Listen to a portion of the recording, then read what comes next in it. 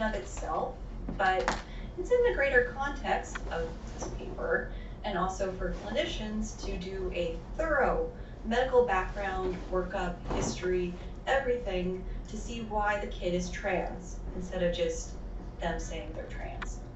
Especially if the parent disagrees that the kid is trans. I also don't understand Lippmann's insistence that all other possibilities, like mental health issues or a history of trauma, be thoroughly exhausted before entertaining the possibility that a young adult or kid who has come forward as trans. This is Cass Eris. It's funny, it's just politics everywhere that really at first I was looking at like, oh, what's her politics? Now I'm like, oh yeah, she's just like trying to be a professional. Okay, so I had this like micro epiphany, which I mean,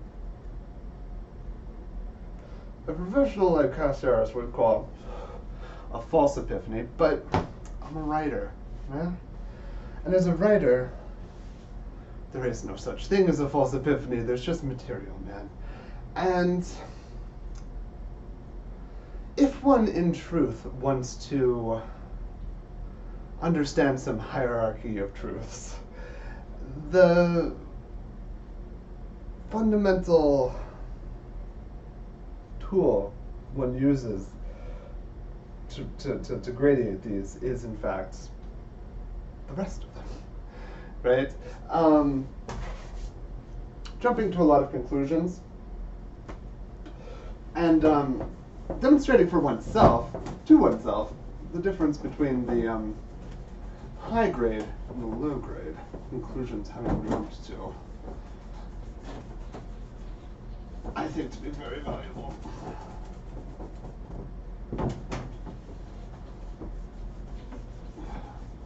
Now, I've got something to say, and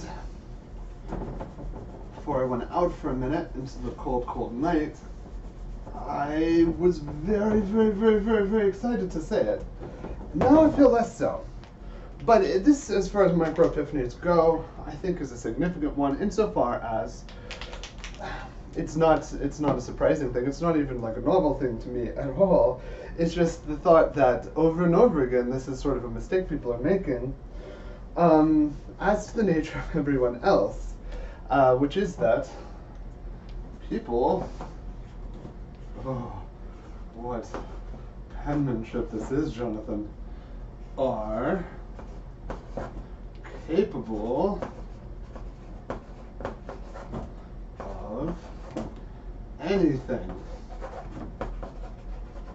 Which people? All people. All people are capable of anything. The reason why they don't do, quote unquote, anything is because they don't want to. They do whatever they want to. Whatever they want to do, in truth, they will do so long as they have some sort of narratological pathway there. This is a significant thing, which I actually, I can explain, I can state directly, but I don't think you'll understand what I mean as well without this clip. Boom! Did you see the clip? You see that? Huh? Now, this is not a one-off. This is the cat's defense mechanism. Huh? Is this thing. Likewise, Bear is not trying to in a look at me compared to this rock. I mean, he is. He's like, I haven't seen this clip in weeks, but as I recall, he tries a lot of different sort of, and then he hits the tree, and he's like, bah! Just to see if it'll work. And what the bear is looking for are two things. The bear is looking for the cat to come at the bear, come at him or her. The bear is also looking for the cat to startle and run, but not even necessarily run, but startle, because if the cat startles, he knows he can do it twice, yeah? Or at least he knows that there's some route to figuring out how to startle the cat twice, and if you can startle the cat on purpose, then the cat's dead. But it isn't a matter of size, it isn't a matter of demonstrable ability, and this whole make oneself look larger thing, yeah, but it's not that the cat is especially large. I mean, that same bear will attack a person who is 6 feet tall. That same bear will attack anything that is 6 feet tall. That's a grizzly bear, I think, or a brown bear anyway. A polar bear can kill a tiger. It's a family story. It's something that my grandfather taught me. Polar bears cover up their noses when they hunt you in the snow. I know that thing. And I also know that if a polar bear and a Siberian tiger fight one another, which one wins? The polar bear does. The polar bear will whack the Siberian tiger in the face and take its head off. Completely off. This, I have on good authority, is true. Anyway, you saw the clip though, right? This is what I mean by like narratological sense making. It's not simply the one thing, it's the other thing too. It's how can I walk from here to there? This thing. But the idea that people are not capable of anything in this country, I mean, rather, I don't mean to be offensive to the Christians, but in Christendom, this seems to be the big problem. When things go wrong in Christendom, people think, but people aren't capable of everything. In fact, we can make, well, let me put it this way, not in Catholicism, but in the splinter religions, I'm just presuming that the patriarchy of the Catholic Church understands this thing. I think that it does. I don't know that the patriarchy of Lutheranism understands this thing. For instance, why would it? And if you think about like all the splinter religions, this is something I like meditate on like a cone. This is not like me explaining history to you. This is me explaining cones I meditate on to you. You have all these splinter patriarchies, and each time, I mean, are they going to give the notes to the guys who went rogue? No, of course not. And it does seem to me that there's a degrading Umwelt, you might say, going down the line between these. That seems true. Certainly among the most of people within, say, the Mormon faith, and this is no offense to the Mormons, but there is a people of Mormon faith don't think that people like me are real, for the most part, I think. And I mean that sort of literally. I know that they would not think that certain people I know or have known are real, and it's simply from lack of experience. And not only lack of experience, but lack of breadth of imagination as to what people are capable of, both good and bad. But the whole idea that one could be the first person to have done any sort of a thing is just absurd. Which means that anything that you can think of, the darkest things you can think of, the most noble things you can think of, these things have been done before, and in some permutation of like, you know, actors and scenery, you know, like these things have happened, and especially for the dark things. I mean, those have happened. Those have all happened. The darkest shit you can imagine has actually happened before. And thus it remains within the spectrum of possibilities. Just the spectrum of things that can happen for any reason. And that most people in especially this country don't consider themselves to be capable of, say, anything. Or rather, the general broad swath of people not capable of anything. And myself, one of them, I'm not capable of everything. In fact, there's a lot I can't do, right?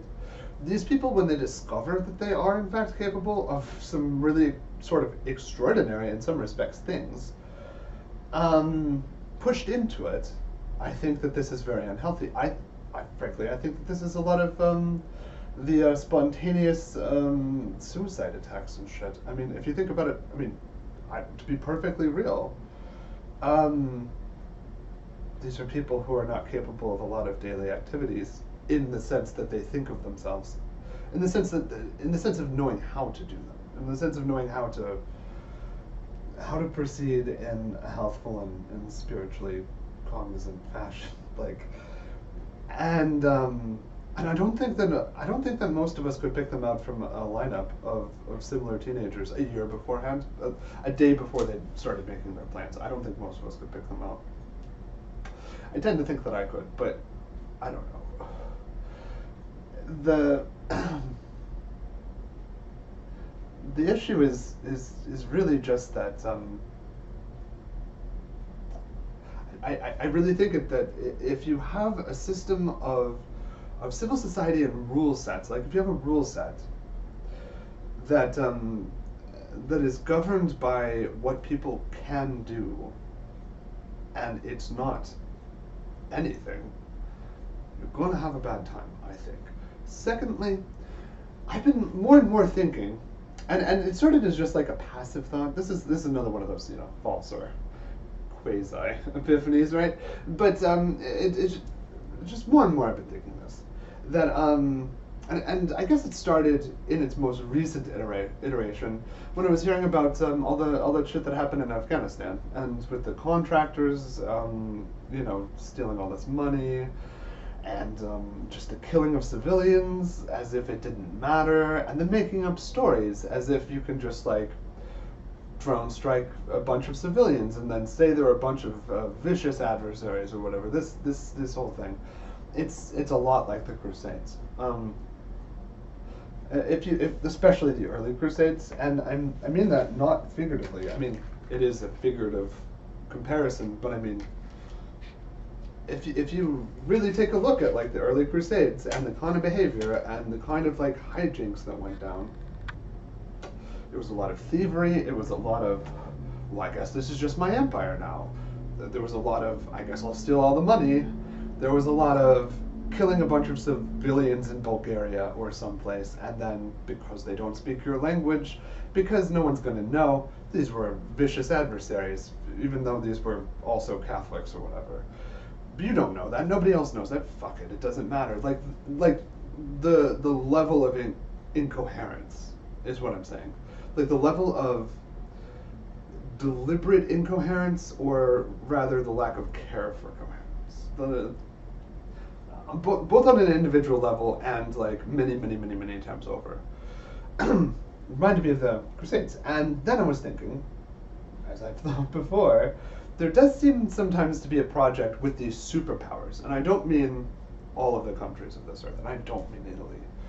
If you've ever been to Italy and you sort of casually observe the relationship most people have to the law in that country, you understand what I mean when I say not Italy. But when you look at superpowers and like kind of giga empires, existential empires or whatever, like England it counts for this, I think, probably. The United States definitely does. The Soviet Union by reputation did. Although I can't speak to it because I wasn't there, but there does seem to be a very deliberate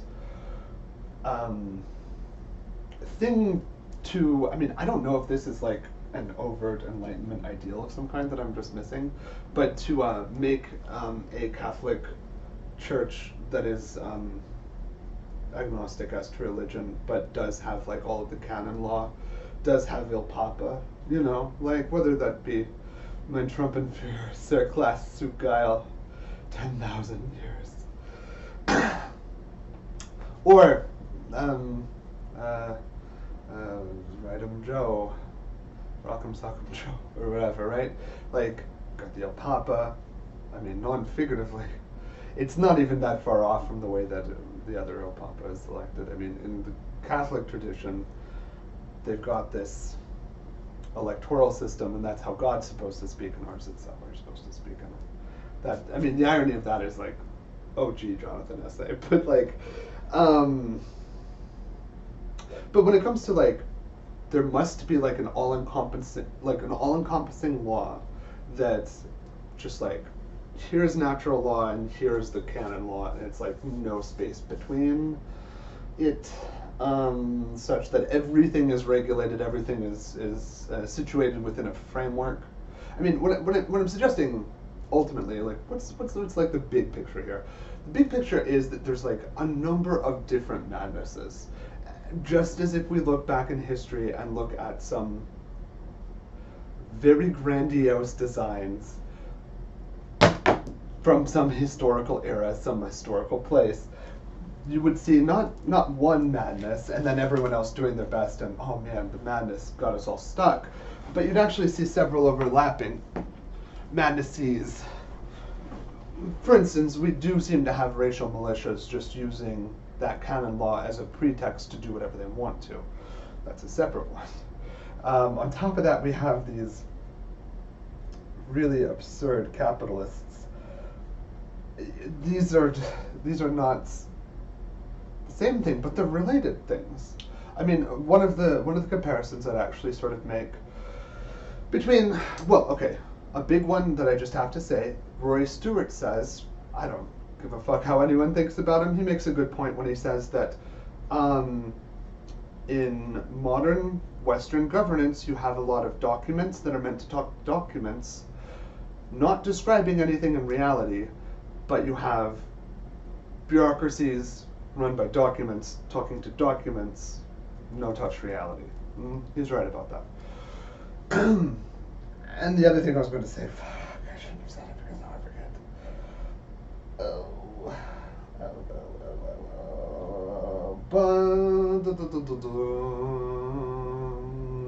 Talking about Neo-Catholicism empire thing. Fuckity duckity, what was it? Racial militias. Insane capitalists. Oh, yeah. Okay, so there's a lot of, like, thou shalt not killishisms in sort of medieval Catholicism, which I'm not an expert, no. I mean, I can read Latin. I have read a reasonable amount about, like, the medieval era. I think it's fascinating. I mean, I am not banged into the Christian tradition so much, so I actually don't know that many things about it, and I've had to sort of study it as an outsider, which is to say, like, in a non-figurative, literal fashion. When I read about medieval Catholicism, I'm thinking about my friends in the present tense who are from a Catholic family, and I'm trying to understand them better. Like, I don't have that as a sense of normalcy. Like, it doesn't seem normal at all to me. It seems really foreign to me. So just, I have different feelings of it. I can describe really vividly the feelings of, like, Lutheranism and, like, Baptist kind of thing and, like, Catholicism there, and they're very different, but I can describe them. I can describe the ways in which they're foreign. I'm not going to do that right now because this will just be absurdly offensive to people, I think. And it shouldn't be, because I wouldn't know these things if it weren't for friends. And one has all sorts of types of feelings, and all of the feelings one really has within one's social circle, kind of. So, I mean, it's like, yeah, all that being true, but I still like them more than that. Does this make sense, right? So I mean, it's like there's in certain ways like a level of critique with friends that it's well, I mean, the more there is, then actually the more you're saying you like them too. But I'm not going to get into that right now. What I do want to say is that thou shalt not kill has a lot to do with the bishopric, right? Like the guy covered in gold. The cardinal rule, if you will, seems to be with this kind of a system. Yeah. Do what you want to. Kill each other for all sorts of petty reasons. Do all kinds of fucked up shit. But you don't kill the bishop. You don't kill the bishop. You don't take the money from the bishop. You don't kill the bishop and say, I'm doing a new thing. Even if you're doing a new thing, like in a Henry VIII way, you're still doing it in a way which isn't, like, quite like that. And, or rather, I don't know enough about the particular history in order to speak on it, but I do mean, we've got this too. I mean, there's almost a limited amount of suffering that anyone could be subject to. Anyone could be killed almost arbitrarily in this country. And yet, if a billionaire goes through town, the expectation is that no one's allowed to take umbrage with the disadvantageous nature of that relations. There's no way a billionaire can speak to a peasant in this country which would justify violence on the billionaire by the peasant. Like, none. And I'm not speaking maybe from the same place you are listening from. I want you to Google North St. Louis City, and from my perspective, I live in like Midtown. I live in the exact center of St. Louis City on Grand Avenue, which is like the first hill after the Mississippi River, and North City, St. Louis is 3 miles from here. I can walk there, right? And I mean, I don't know, it's probably 2 miles from here to Grand Center, maybe, yeah, 2 miles. And then, it's just north of there. So and this is a place that if you were here with me in person, I would take you for a drive around there. And that's what I mean when I say peasant. That's what I mean when I say there's nothing Jeff Bezos could say to anyone in those neighborhoods who are dying overtly. A lot of people are overtly dying. And as a St. Louisan, I see people every single day who are overtly dying. I mean, today alone, I was about to do a rough count, but I don't know. Guy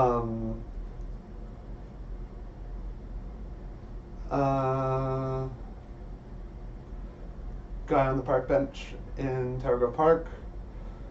Guy slumped next to the overpass on, what is that? Van Venner. Guy, he was maybe okay, but guy I gave some change to at the BP at Gravois and Chippewa. The other guy at Gravois and Chippewa did not look so good. 4, I guess. I mean, I'd say, today there were 4 people I saw who I think are, really close to death. And to be clear, from exposure, from poverty, from despair, not from drug addiction, these sorts of things. If you have a trained eye for this stuff, these are not high people, right? These are people who don't have a place to go inside, don't have anyone to care about them. I mean, fuck, all of us are having a hard enough time figuring out what to do with our future, and we've actually got some ground to stand on. You know what I'm saying, I think. But anyway, each of those people, the ground rules are, Jeff Bezos is allowed to speak to them however he wants to, and however he spoke to them would not justify violence in return. And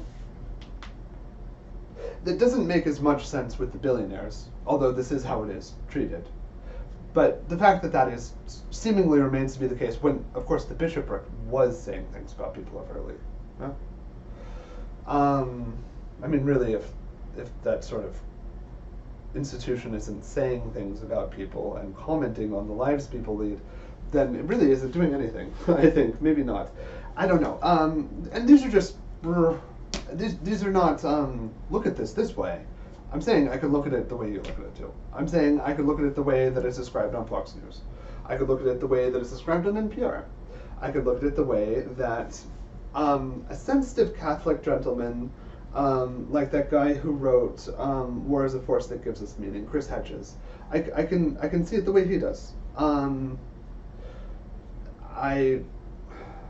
can also take exception to some of his pacifism. I would have picked up a gun in Serbia.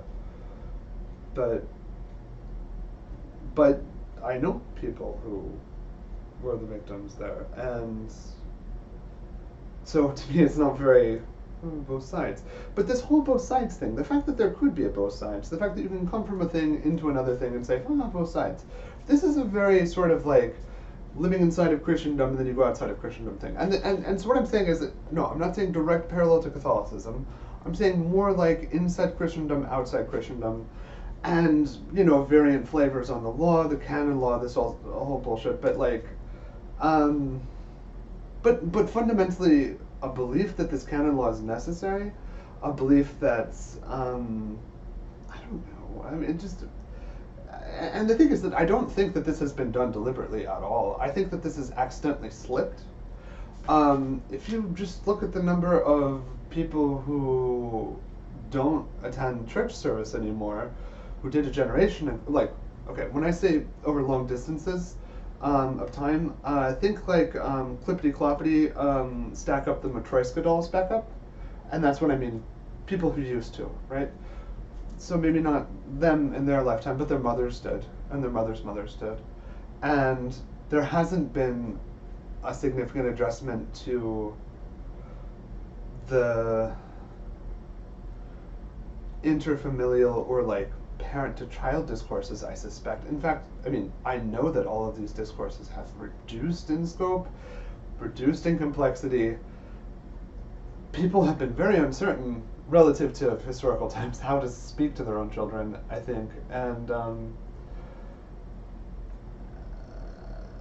not in terms of they should be telling them not to do things. I mean, in terms of like just things that it's okay to say that are okay. I mean, if I think about the way that my grandmother spoke to me in terms of like what's okay to say is okay, she was okay saying almost anything was okay if it was funny, if the people in the story had a good heart about things, if people were picking up on the salient lessons of the problems, these sorts of things, then, she was very quick to be affirmative about that I should feel okay about things.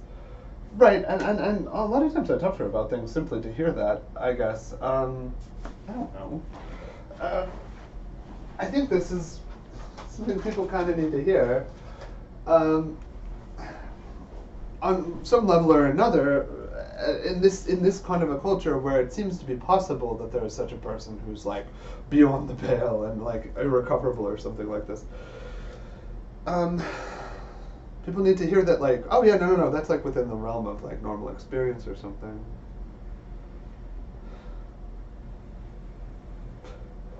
Which again, normal experience for a creature that is capable of anything,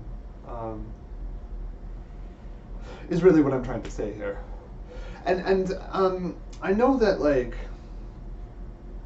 that might not make too much sense, but I know it to make much more sense than it would last year or the year before last. I was telling a story to another friend of mine. Yeah, you guys are my friends, sure. To a friend of mine earlier today about a dinner I had with a friend of mine like 2 years ago, and I was being a huge doomer about things and was saying racist things about Norwegians and saying all sorts of things like violence is a real thing, basically. I mean, not that explicitly, but I was trying to explain how violence was a real thing, and that like much of what's going on right now is extraordinarily abnormal and like part of a cooperation between persons, most of whom are getting fucked. And I was trying to explain this, and it just really occurred to me, like, oh my gosh, everybody should be like very much more aware of this than they are, because on some level, most people are aware that they're themselves capable of almost anything, if not anything, and but well, why don't you do the things that? Well, there's certain things I wouldn't do to survive. There are certain things I would not do in order to save my own life or to perpetuate my own life. There's certain things I wouldn't do to eat. There are certain things I wouldn't do to sleep. There are certain things I wouldn't do to maintain a good public persona.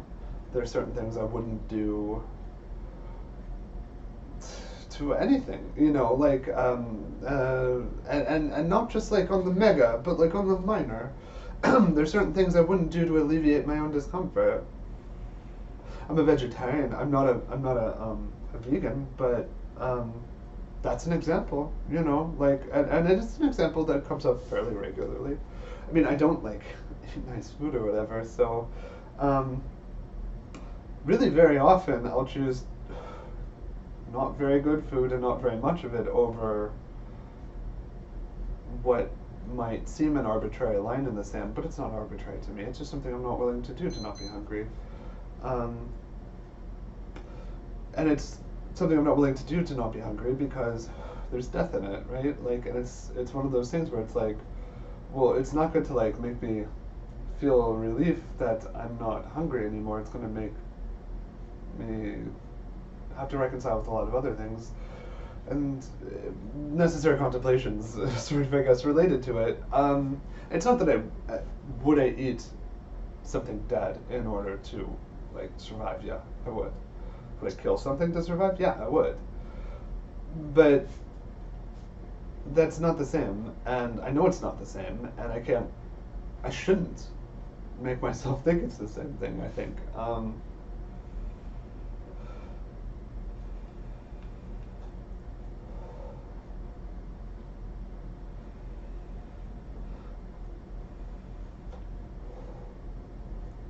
If you want to hear something else I've been sort of contemplating like a cone, it's I've only seen it once, and it's sort of apropos in the subjects I brought up. But a Serbian film. Have you seen a Serbian film? Well, if you've seen it, I think the notion that there is such fixed meaning in this world that suicide was necessarily the way out for that family, I don't think that makes any sense at all. That's absurd. It's absurd. I understand that people have this belief. I understand that a preponderance of people around me have this belief, but at the same time, it's just one of those things that sort of nulls out to, well, things are as you treat them, and I don't know. I don't suspect most women think that is grounds for suicide, frankly. Alone. I mean, given other circumstances, absolutely, sure. Everything could be, but like... And I know that's a very dark thing. I mean, I'm not saying that this is like not a super dark thing. I'm just saying that that's something I contemplate when it comes to a lot of these Trump people, especially in this country, this fascism. I think that that they are so readily capable of so much in certain directions, but there are certain things which they do violate. It does seem that way. Certainly it seems that a lot of them do violate it. They're like strict prohibitions, which is like, it's obviously one of those things they're obsessed with because of that. And something I was thinking about today too. I mean, someone did a real statistical survey about people's like cultural taboos and the fetishes that they've got and these sorts of things on like a political alignment spectrum. You know, as a libertarian socialist slash anarchist, yeah, I mean, yeah, I guess strong women are a thing. I mean, strong women such that I could be like, I can sleep in someone's lap or something. That sounds really nice to me. That actually does skew correct for me. And I'm just saying that in the sense, it skews correct. I would like to sleep in someone's lap. But if you look at the authoritarian right ones, it's a lot of the same stuff that the QAnon stuff is. And I've got like kind of a heterodox theory about QAnon that I've sort of developed this afternoon as relates to that. Basically, here it goes. Heterodox theory is that because these people are from an authoritarian right-wing background, which we see how that skews on that chart, and we see all the things that skew authoritarian right-wing, and well, it could be that this is just politic, and that presuming the world to be like their world is, presuming all worlds to be like their worlds is, right? Which is a thing of the right wing also, that they have a tendency to presume other people's perspective is the same as their own, right? What stands to reason that perhaps this is not something that they're criticizing so much as just like, oh, this is a canny technique to make critique, possibly. I don't know. Which, in general, the whole notion of like calling mommy daddy over things that are like, which is to say, thinking of the state as like this like, oh, if I put it in the right terms, oh man, there'll be in so much trouble. This is a very bad thing. It's a very bad thing if we've got a state like that. It's a very bad thing because invariably people are going to be treated in kind, I think. And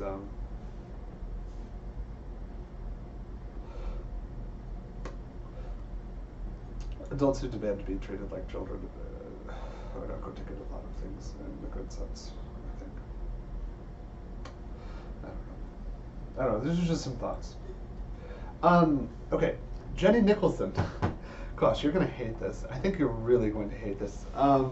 But I really like your videos. I think that they're really insightful when it comes to writing. I think that especially from your perspective, someone who really wants to like a lot of this a lot of this stuff. Like, you know, like, I mean, in a room full of Star Wars stuff, you're saying, I didn't like it, or I didn't like it. And for good reason, I think. And I'd actually like to talk to you about some of the finer points of script writing. And I think, I mean, I've got some theories as to why a lot of that stuff is ending up so bad. And, of course, a lot of it is like, you know, oh, this is a capital investment sort of philosophies. But well, actually, I mean, some of the stuff I was just talking about. People are capable of anything. And you can either illustrate that to be the case within, like, a realm of, like, imagination. Like, within a tesseract, you can say, we can see through certain things that these people are capable of absolutely anything. And then we can illustrate the contrary, that this follows, like, a rule set that doesn't actually comport to reality. Like the first Star Wars. I mean, there's so much obscene cruelty in the first Star Wars, and it's not like illustrated in depth, but it is like illustrated enough that a person who can recognize what's being insinuated can see it. I mean, not least to the fact what happened to Luke's parents or whatever, or like his aunt and uncle, like, you know, like soldiers burning them to, you know, like doing something so awful to them that even though they're not going to be held accountable for it, they still burn the bodies. That's not good. That's very bad. Gosh, I'm doing the talk about dark things too much, maybe. But it is earnest, though. And these are dark times, and dark times are not harbingers of darker times. They're not. They're really not. I mean, Carl Jung was right. If one wants to become enlightened, one does not imagine palaces of more and more light. One brings their consciousness to the darkest things that one can perceive. And one gives them names and describes them, and for the most part one finds that there has been nothing conscious the whole time.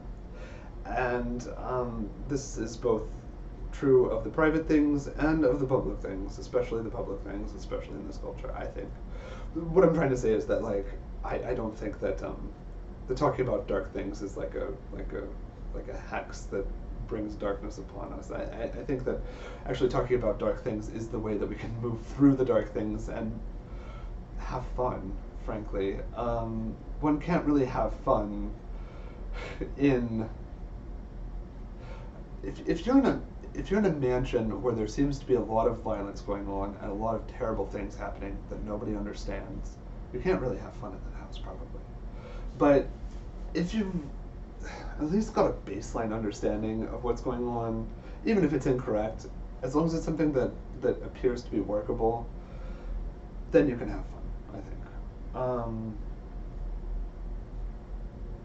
Yeah. Anyway, so this is... I'm just going to put this online as it is.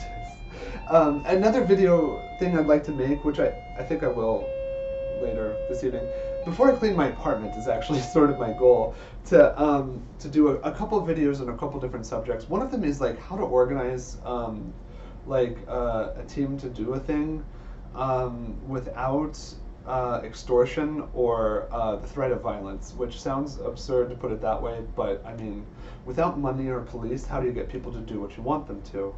Well, it's actually not very hard. It's actually much easier. I think it might not be possible to do it the latter way. I think people are just instructed that that is true to justify those two things, personally.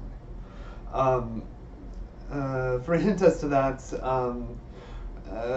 if you want to build a ship, you shouldn't go into the woods and cut down a bunch of trees. You shouldn't drop blueprints. What you should do is you should instill in others a love for the sea. And